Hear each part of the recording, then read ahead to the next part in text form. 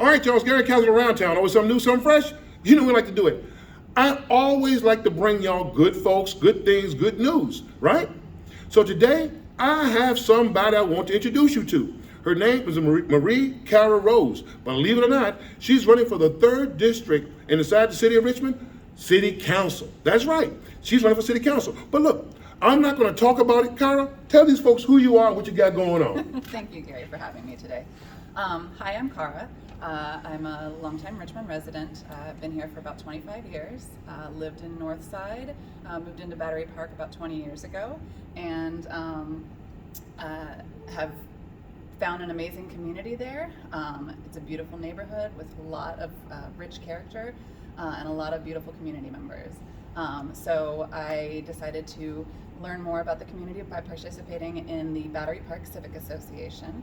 And through that, I got to meet more people and give back to the community by doing fundraising events and beautification projects.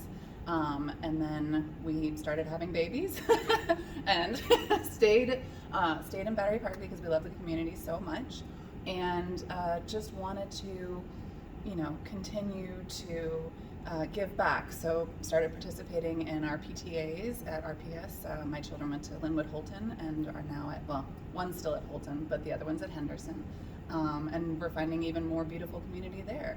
And I just love participating in all of the wonderful things that the city has and that our community has. Question. Yes. Why now? Why now? Why now? Well, I feel like we as a country need to come together. And if I can do my part in sitting and listening and kind of helping to bridge that divide and bring people together, because that's one of my major things that I love doing is bringing people together. And I think now my children are older, I have a little bit more space to be able to do this, but organizing, collaborating, and just giving back to the community in that way. Okay, well, I want to talk about the person. Okay. All right, what do you like to do? What do you like to do? I mean, obviously you said you were married, you have children, whatever. So what do you like to do? What do you like to do? I love to ride bikes. I love taking a spin around the neighborhood on my bike. I love taking my kids out on their bikes. I love to cook. Okay. And I love to throw a party here and there. Okay. Invite all the people in my life over to the house and just hang out. That's always a good thing to do, having folks come by, socialize. That's great. I want to hit the kids, because I'm hearing you saying you have kids at Linwood Holton and Henderson. What do you think about the schooling in the area? Is that working good for you all, or? Yeah, I was surprised, honestly, to find out that we were districted for Holton, because again, we've been there for almost 20 years, and I was under the assumption that we would be going to Obama, because it's 3 blocks away from us. But we were zoned for Holton, and so we were very much in the mindset of we go to our zoned schools, so long as they work for us. So yeah, to your question, our schools are working well for us. As we get older and get into Henderson, and then I've been visiting John Marshall, there's a lot of things that we need to do to step up the physical infrastructure in those schools so that the students and the teachers and the staff that are in those schools have adequate resources and infrastructure. Because that if you are put into a place that is high quality, you're going to be a better quality person and give it your all in your education. Okay, so now let's talk to the politician. Okay. All right, so going there, infrastructurally, as far as the school is concerned, and the city as a whole, what do you see? The skill set that you have, what do you think you could bring to make this thing better? I say, so I have a background in HR, and again, I love collaborating and bringing people with strengths and skill sets into the fold and making sure that they bring their knowledge and their wisdom with them. So, taking what we have and going, okay, let's do an audit and figure out what is working and what's not. Okay, keep going with what's working, but then take what's not working and give it more resources, energy, time, and people with the skill sets to be able to help bring it up to speed. Okay, what's funny?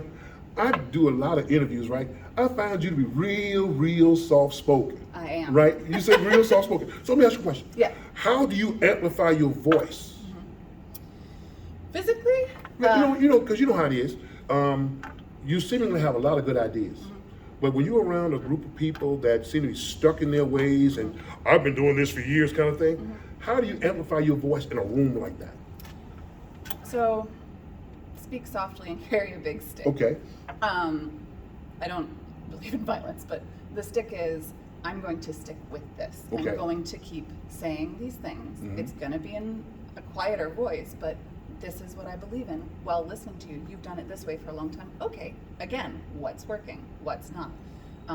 I truly believe that holding a solid space and a quiet tone brings more people in, and you get to figure out why they're thinking that way.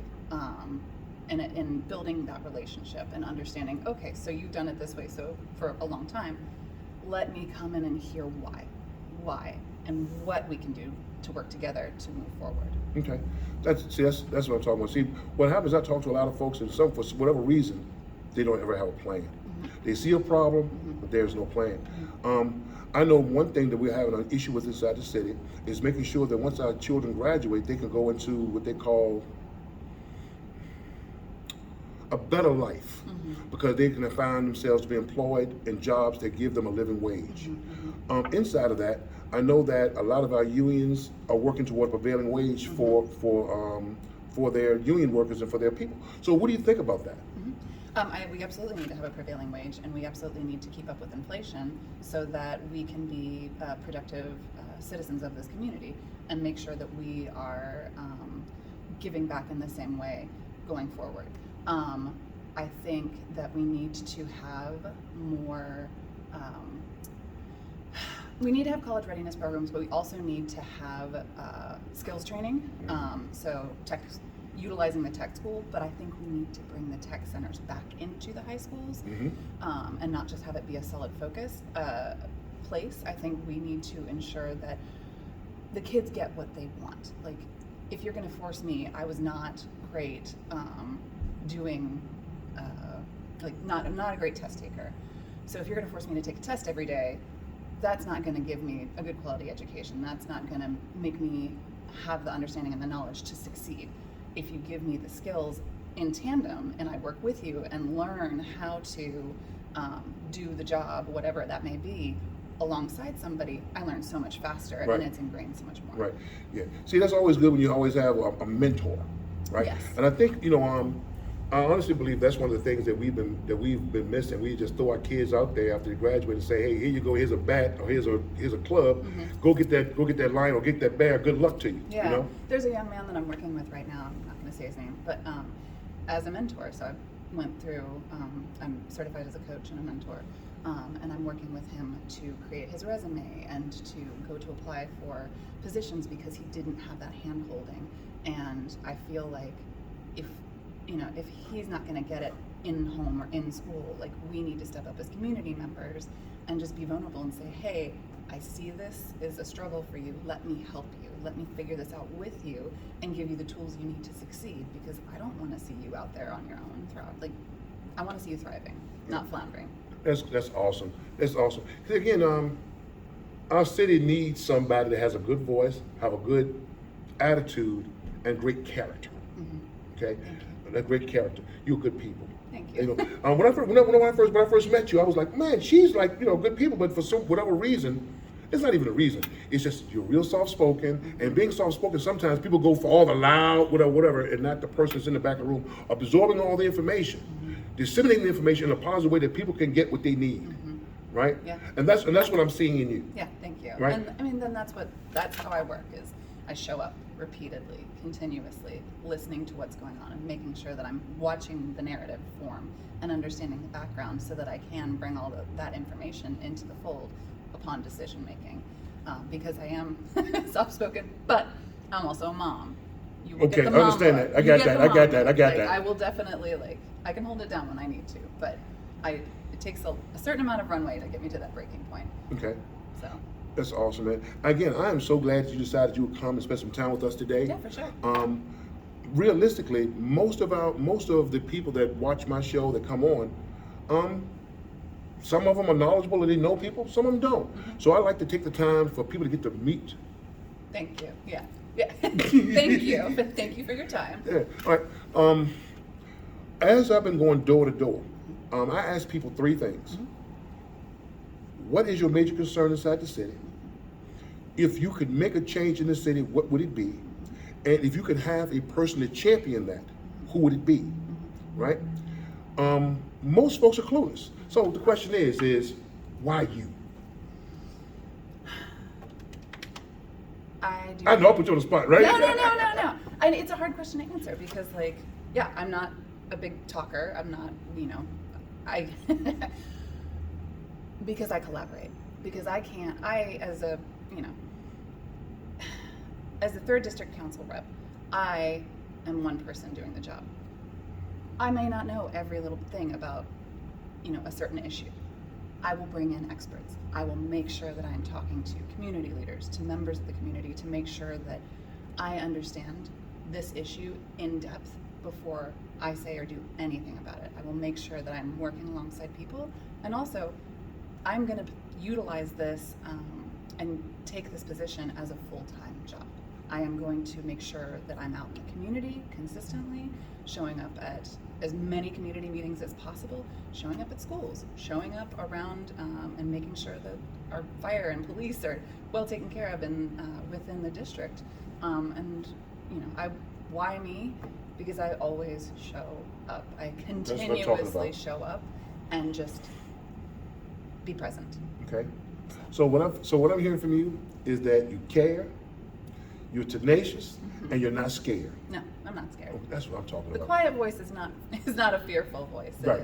It is just a reserved voice. I try to be reserved before I speak out about something. Right. So if someone wanted more information about you, what's your website? So my website is Carra, C-A-R-R-A, for council, COUNCIL.com.